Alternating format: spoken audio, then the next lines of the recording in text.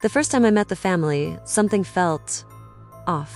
I've been a social worker for 15 years, and you develop a sixth sense for these things. The referral came in anonymously, a neighbor concerned about shouting, things breaking. Standard stuff, unfortunately. But when I pulled up to that neat little suburban house, with its perfectly manicured lawn and a cheerful yellow door, the feeling intensified. It was a silence that felt louder than any scream. Inside, I met the parents, Mark and Sarah, and their 7-year-old son, Leo. Mark was charming, all smiles and firm handshakes. Sarah was quiet, her eyes darting nervously between her husband and her son. Leo was the epicenter of the silence. He was a small boy, with big haunted eyes that seemed to hold stories far older than his years. He didn't speak a word. He just clutched a worn, hand-drawn picture of a tall, shadowy figure with long, sharp claws. He called it Mr. Scratch.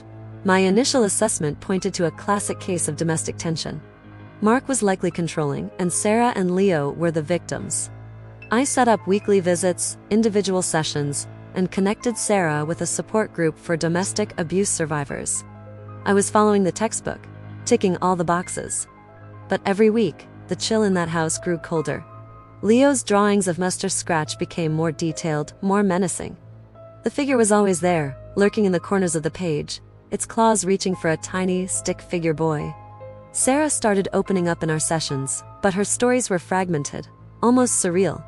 She talked about whispers in the walls at night, about objects moving on their own. She said Mark had changed, that he wasn't the man she married. He'd spend hours locked in the basement, and when he came out, his eyes would be different. Vacant. "It's not him anymore," she'd whisper, her hands trembling. "Something else is wearing his face." I was trained to see these as metaphors, trauma manifesting as paranoia. But I couldn't ignore the raw, genuine terror in her eyes. Or the fact that Leo, in our play therapy sessions, would act out scenes where a daddy monster was controlled by Mr. Scratch.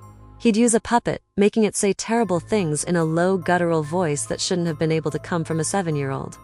He described how Mr. Scratch made his daddy angry, how he made his mommy cry. The turning point came during a home visit. Mark was supposed to be at work. Sarah and I were talking in the kitchen when we heard a noise from the basement. A low, rhythmic chanting. Sarah froze, her face turning sheet white. "He's not supposed to be here," she stammered. Against my better judgment and every protocol I've ever learned, I told her to take Leo and wait in my car. I had to know what was down there.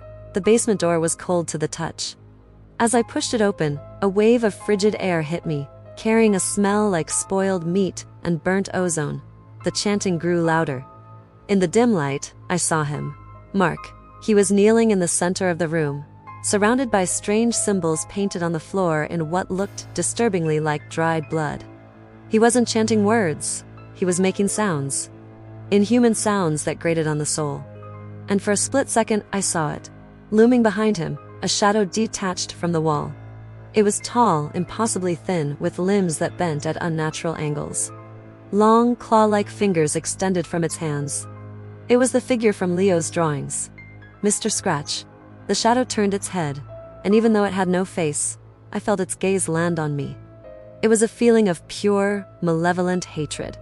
It felt ancient and hungry. I didn't scream, I didn't run. I was paralyzed by a cold, professional dread that went beyond anything my training had prepared me for. This wasn't just a man with anger issues, this was something else.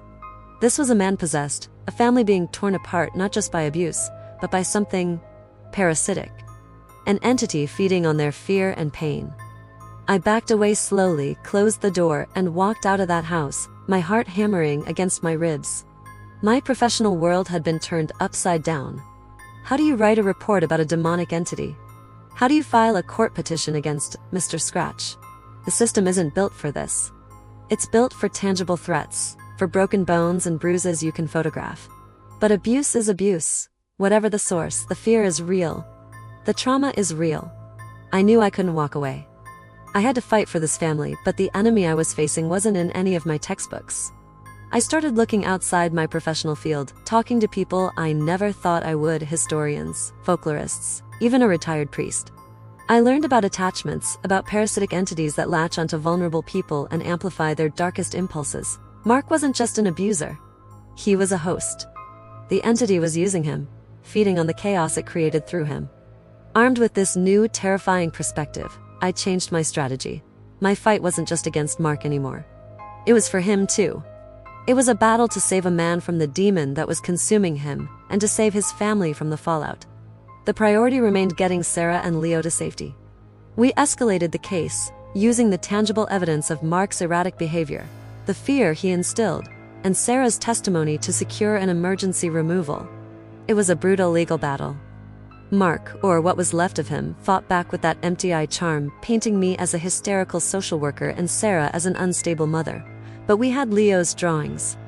Page after page of them, a child's chronicle of the horror he was living. In court, a child psychologist explained that while the monster was a symbolic representation, the fear and trauma it depicted were undeniably real. It was enough. The judge granted the protective order. Getting them out was only the first step. The real work was healing.